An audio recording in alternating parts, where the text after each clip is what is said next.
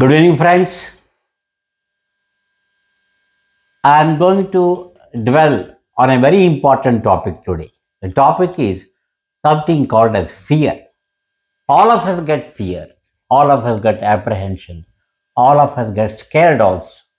What is the cause of fear? What is the reason for fear? How to surmount it? About that, let's discuss for a while today. Fear is an instinctive response which comes as an instinct. To what? To a perceived threat or to a perceived danger. We perceive that there is an imminent danger. We perceive that some threat is occurring to us. Due to that, we get scared. Due to that, one gets fear. What are the causes, my friends? The threats can be either real or imaginary threats. More often than not, people develop imaginary threats, and that leads to fear. Threats to what? Threats to physical well being. Will I be all right or not? Will I develop a cancer? I'm already 75 years of age. How long will I survive? Will I develop a carcinoma? I'm not able to eat properly. Is it a significant development of carcinoma? Like that. Imaginary threat. Then emotional well-being. Am I emotionally fine or not? Am I depressed? Am I anxious? Am I losing my temperament? This all leads to fear. Psychological well-being. Am I going crazy? There are some people who come and ask me, Dr. Saab, am I going mad? Am I going crazy? There are no other complaints. They are absolutely fine. But this simple perceived threat that something may go wrong with their mind, that induces a fear in their minds. Past experience, my friends. Any bad or past traumatic experience can make us develop fear now. For example, if I'm caught up in an elevator sometime back, the lift broke up, the connectivity was lost, and I got stuck up in the elevator for about 2 hours. Now, next time when I try to enter an elevator, due to that past bad traumatic experience, again I may experience fear, threat, apprehension, etc.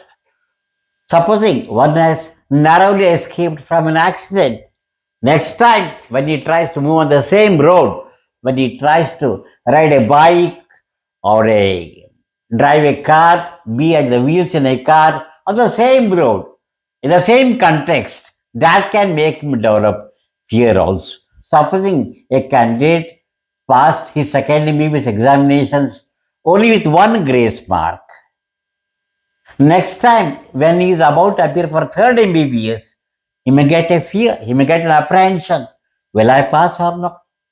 Do I need to get one more grace mark this time also? Or, God forbid, will they, advance grace marks or not? Like all these imaginary threats, one may get scared, one may get fear also.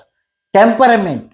If you are increasingly sensitive, if you are highly emotional, if you are an introvert, I always tell all the people, not telling it to the patients, it is for a general people, general public at large. Psychiatrists nowadays not only address mental health issues of the psychologically afflicted, but mark my words, nowadays psychiatrists are doing counseling, doing sessions, talk therapy, the general public at large to do what? To prevent further mental ailments. So never ever be an introvert. Talk to people, socialize, mix with people. Man is a social animal. You must try to talk to people and mix the society. If the introverts are the ones who are notorious to get much more apprehension, much more fears, lifestyle, any amount of stress that can make one to develop fear also. Sleep. There are people who don't sleep for about, say, 1 or 2 days, or if at all they sleep only for 45 hours. Decreased sleep, my friends, can induce unsurmountable fear in the predisposed individuals. Never ever compromise on your happiness. Happiness comes from good sleep, from eating well, from mixing with people. This is the happiness. Happiness is a state of mind. Don't allow fear to encroach upon your happiness. Then caffeine, increased consumption of coffee. Caffeine, that can sometimes produce fear also. Alcohol, either excessive consumption of alcohol or alcohol withdrawal. Drug withdrawal, alcohol withdrawal, that also can produce undue amount of fear, my friends. Remember, fear is a natural emotion.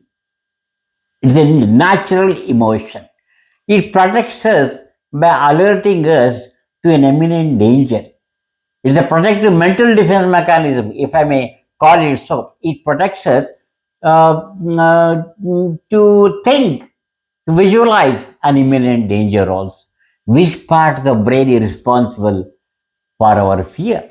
Which part of the brain controls fear? You're right, it's amygdala.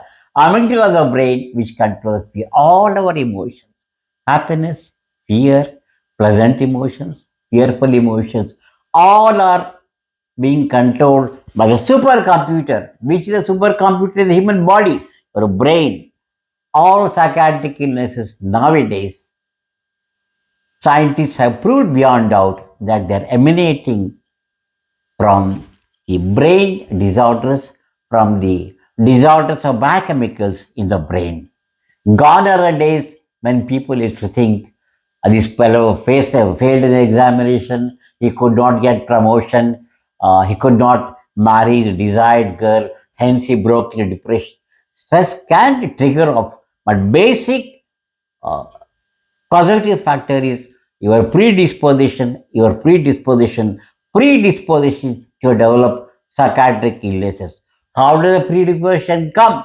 Either due to your heredity, either due to your genetic loading in the family, or due to biochemical abnormalities in the brain.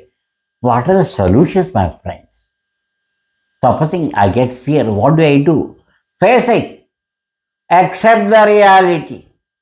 If you don't accept the reality, I think you are doubling your fear, you're tripling your fear, you're increasing your fear, you are potentiating your fear. How many times? 100 times, 1,000 times, n number of times also. Accept the reality, face it. Dhairyam sarvatra sadhanam. So goes a Kannada adage. Must be bold, must be courageous. Then there is something called as gradual exposure and response prevention. This psychiatrists do. It's part of behavior therapy. What do we do? Supposing a person has got severe apprehension to enter into an elevator, we gradually take him into an elevator. Elevator, the doors are not closed. Take him in, take him out, take him in, take him out. Gradually exposing to the same situation and make him realize that yes, I've entered the lift n number of times, but I'm not getting fear now at all. I'm not getting scared at all. That means that condition reflex will develop in his mind that I can enter the lift and that my apprehension will go away. It's called a gradual exposure and response prevention. Another thing is talk, talk, and talk. By talking to your counselors, by talking to your psychiatrist, by talking to your teachers, your elder brother, your friends, your relatives, your doctors, I think fear can be undone by this simple mechanism, my friends, also. Deep breathing. Does it allay your fear? Why not? Deep breathing can allay one's fear to a remarkably amazing extent. Maintain healthy lifestyle. Stick to routine lifestyle. Our body is a machine. ಮಾನವನ ಶರೀರ ಸೋಜಿಗದ ಗಡಿಯಾರ ಅಂತ ಹೇಳುತ್ತೆ. It's like a clock. It keeps on moving. Circadian rhythms, all of us are being subjected to. We can't get rid of circadian rhythms. If we maintain our bodily, systems properly, perhaps fear also can be undone. Then there are certain psychiatric illnesses like phobia and all that. I'm not going to dwell on that today. Suffice it would for me if I say that any irrational fear gets known by the term phobia. Phobia is what? Irrational fear. So for that, we do counseling, we put them on certain antidepressants, etc. Fear is a natural instinctive response to an imminent danger, to a perceived danger. This danger can be either real or it can be threatened. Thanks a lot for watching the video. If you like it, please share it with your friends also. All the best. God bless you. Thank you.